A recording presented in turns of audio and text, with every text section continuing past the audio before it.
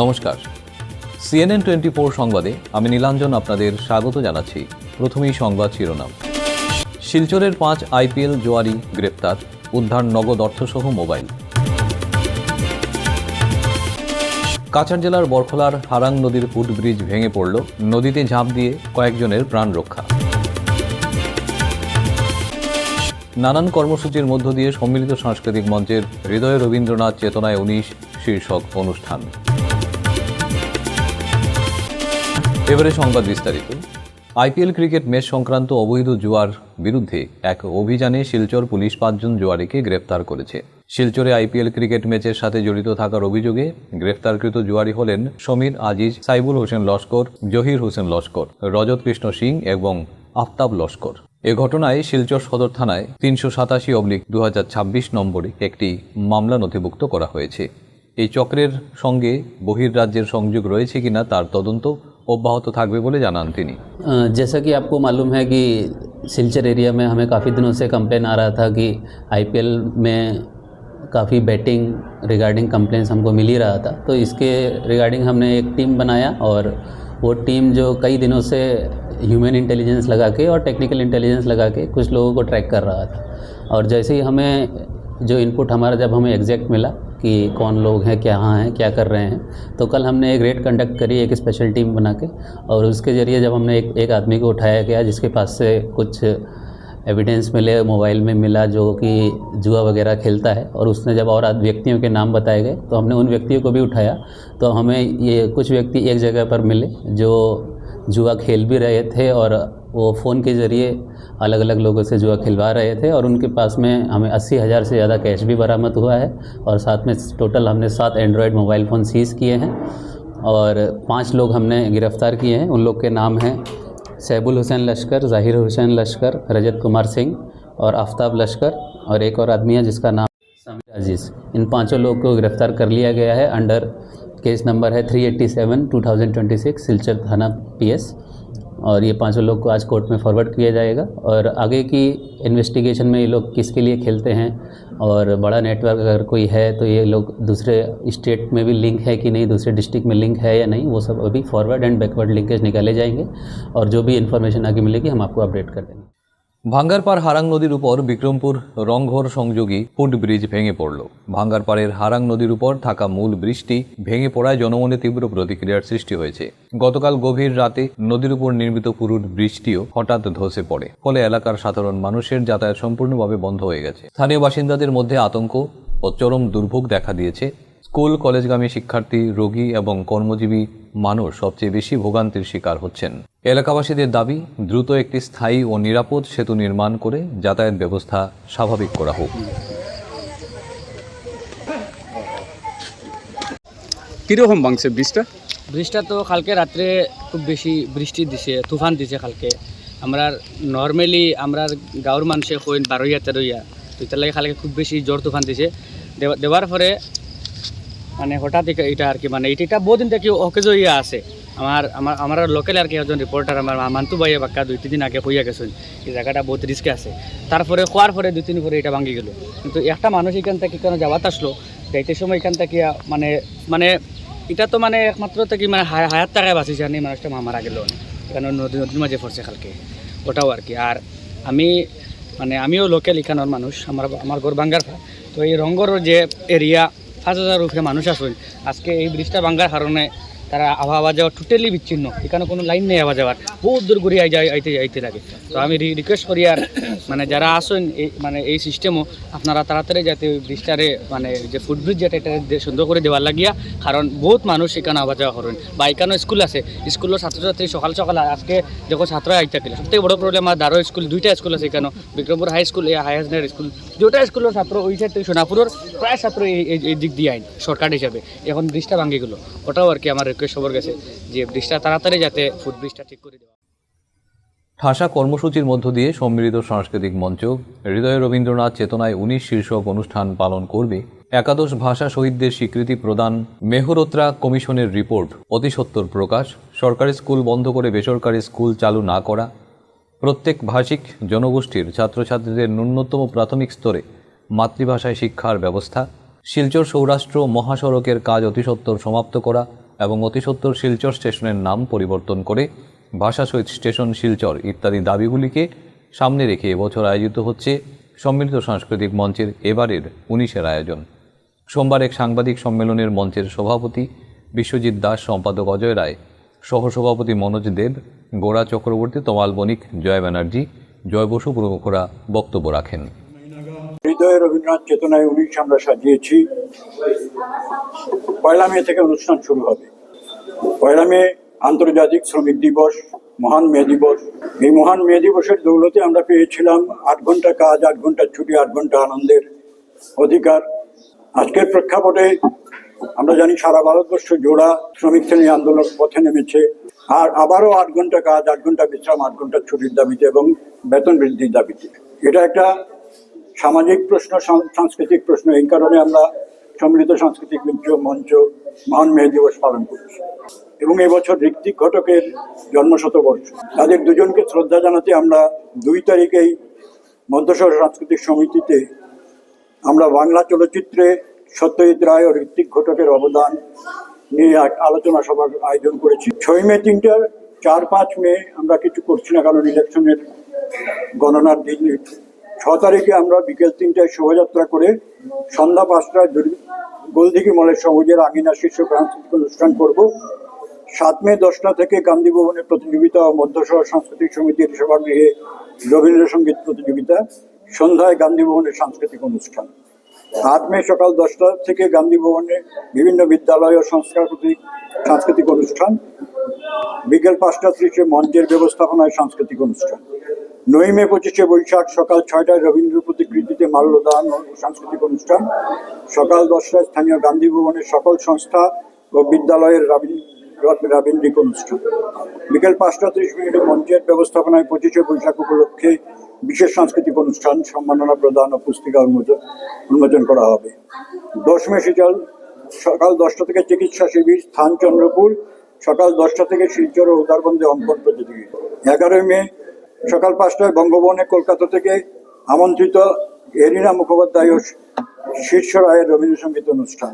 সঙ্গে আমাদের সম্মিলিত মঞ্চের রবীন্দ্রসঙ্গীতের অনুষ্ঠান থাকবে। 12 মে 5:30 শিশু মেলা, স্থান মধ্যশহর সাংস্কৃতিক সমিতির সভাগৃহ। 13 মে কবি সুকান্ত ভট্টাচার্যের জন্মশতবর্ষ উপলক্ষে অনুষ্ঠান, স্থান শিলচর সঙ্গীত বিদ্যালয়, পার্ক রোড, শিলচর।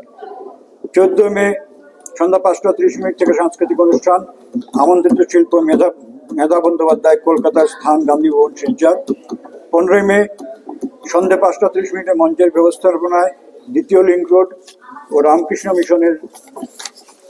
মিশন রোডে সাংস্কৃতিক অনুষ্ঠান, রক্তদান শিবির ও হুইল চেয়ার প্রদান।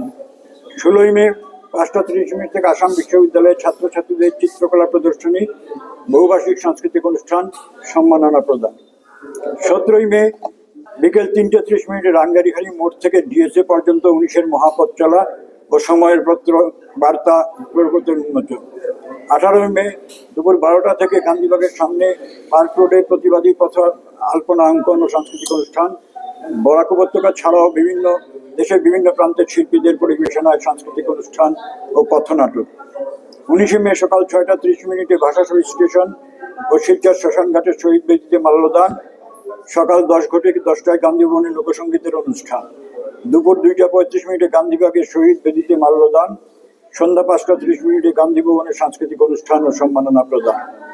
20 মে সন্ধ্যে 5:30 কলকাতার প্রখ্যাত লোকসঙ্গীত শিল্পী অভিজিৎ বসুর অনুষ্ঠান, স্থান বঙ্গভবন, শিলচর। 30 মে 5:30 থেকে কাজী নজরুল ইসলামের জন্ম জয়ন্তী উপলক্ষে সাংস্কৃতিক অনুষ্ঠান, স্থান গান্ধী ভবন, শিলচর। শহর শ্রীভূমিতে ম্যাজিস্ট্রেটের গাড়ির ধাক্কায় বেঘরে প্রাণ হারানো অজিত ধরের অসহায় পরিবারদের প্রতি সমবেদনা জ্ঞাপন করতে ওনার বাসভবনে ছুটে যান তৃণমূল কংগ্রেসের নিষ্ঠাবান কর্মী ও এবারকার বিধানসভা নির্বাচনে উত্তর করিমগঞ্জ সমষ্টির দলীয় প্রার্থী পরিমল রায়। সোমবার শহরের মাইজদিহি এলাকার বিদ্যাসাগর লেনে গাড়ি দুর্ঘটনায় নিহত অজিত ধরের পরিবারের সঙ্গে সাক্ষাৎ করেন তিনি। প্রয়াতের বিদেহী আত্মার সদ্গতি কামনার পাশাপাশি শোকসন্তপ্ত পরিবারের প্রতি সমবেদনা জ্ঞাপন করেন তিনি। প্রয়াত অজিত ধরের মাকে আর্থিক সাহায্য প্রদান করেন।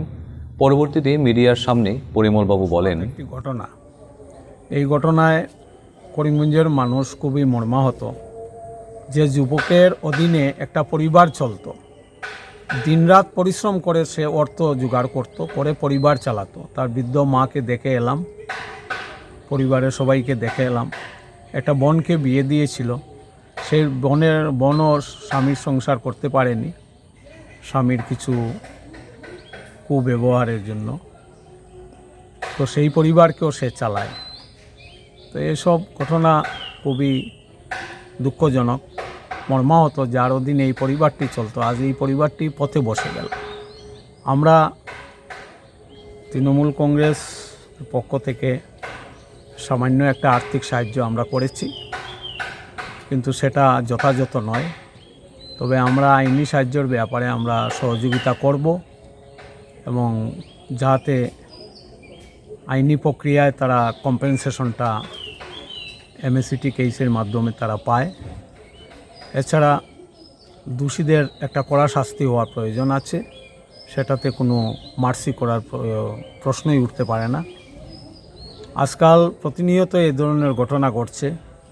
কিছুদিন আগে ময়নাতে কানাইবাজার আসিমগঞ্জ জিপি, অধুনা কানাইবাজার আসিমগঞ্জ জিপির সুনামধন্য গাঁও পঞ্চায়েতের প্রাক্তন সভাপতি অচিন্ত কুমার চৌধুরী, তাকেও এভাবে মোটরসাইকেল ধাক্কা মেরে উনি মারা গেছেন। প্রতিনিয়ত অ্যাক্সিডেন্ট ঘটছে শহরের বুকে। আপনারা দেখবেন গাড়ি চালায়, যেদিকে তার ডান দিকে ক্রস করে যেতে হয়, বাঁ দিকে মোটরসাইকেল যাচ্ছে, ডান দিকেও গাড়ি যাচ্ছে, একজন গাড়ি চালক সে কোন দিকে তার গাড়ির ব্যালেন্স রাখবে। একটা অদ্ভুত পরিস্থিতি আমাদের শহর এবং শহরাঞ্চলের পার্শ্ববর্তী এলাকাগুলিতে রাস্তায় যে দুর্ঘটনা ঘটছে, সেটাতে আমরা বুঝতে পারি যে মানুষ এখন ট্রাফিক আইন কানুন নিয়ম মেনে চলার কোনো চিন্তাধারাই করে না, এবং এইসব বেপরোয়া মোটরসাইকেল এবং গাড়ির চালচলনের ফলে দুর্ঘটনার গতি ক্রমশ বাড়ছে। এবং এটা থেকে বাঁচার কি উপায় আছে সেটা ভগবান ছাড়া কেউ বলতে পারবেন না। রাস্তার পরিসর ছোটো হয়ে গেছে, গাড়ি ঘোড়া বাড়ছে, মোটরসাইকেল আছে, বিভিন্ন ধরনের যানবাহন আছে, কিন্তু আগের সেই 50 বছরের আগের চিন্তাধারার যে রাস্তা, সেই রাস্তাই বিদ্যমান আছে। গাড়ি থেকে একটা গাড়ি কিনলে 14 বছরের ট্যাক্স দিতে হয়, 15 বছরের ট্যাক্স দিতে হয়, একসঙ্গে ট্যাক্স সরকার নিয়ে নেয়, কিন্তু রাস্তার পরিসর আর বড় হচ্ছে না। এটা নিয়ে চিন্তাভাবনা আছে। শিলচর ইএনডি কলোনির নিকট করিমগঞ্জ রোডে অবস্থিত ষোলগিরি আবাসন প্রাঙ্গণে ছাত্রবন্ধু বিদ্যামন্দিরের ব্যবস্থাপনায় বাংলা নববর্ষ উদযাপন করা হয়। উদযাপন অনুষ্ঠানে অতিথিদের মধ্যে উপস্থিত ছিলেন ভারত সেবাশ্রম সংঘের স্বামী গুণসিন্ধু মহারাজ, প্রাক্তন ওয়ার্ড কমিশনার বিনয়ভূষণ দাস, অধ্যক্ষ সুজিত দেবনাথ, সাংবাদিক উত্তম সাহা প্রমুখ। অতিথিদের প্রদীপ প্রজ্বলনের মাধ্যমে অনুষ্ঠানের শুভারম্ভ হয়। এরপর এই অনুষ্ঠান উপলক্ষে মোট 4 জন সাংবাদিক দিলীপ কুমার সিং, অরূপ দাস, সঞ্জীব কুমার সিং ও গোবিন্দ দাসকে উত্তরীয় ও স্মারক দিয়ে আমন্ত্রিত অতিথিরা সম্মান জানান। এই অনুষ্ঠানের বিষয়ে ভারত সেবাশ্রম সংঘের স্বামী গুণাসিন্ধু মহারাজ বক্তব্য রাখেন।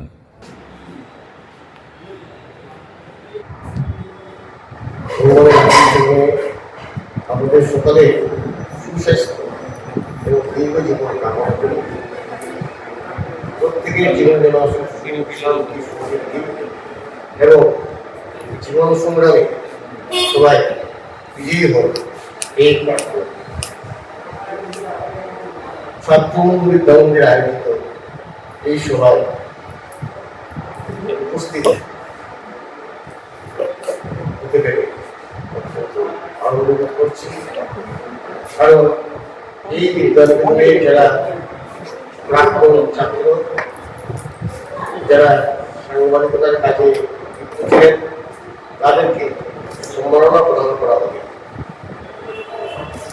এটা আমাদের অত্যন্ত গর্বের বিষয়।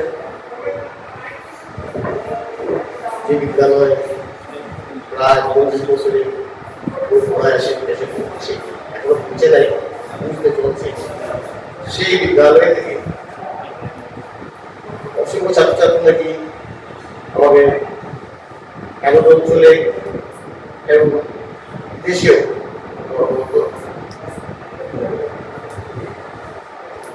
এই বিদ্যালয়ে উত্তরোত্তর শ্রীবৃদ্ধি কামনা করি।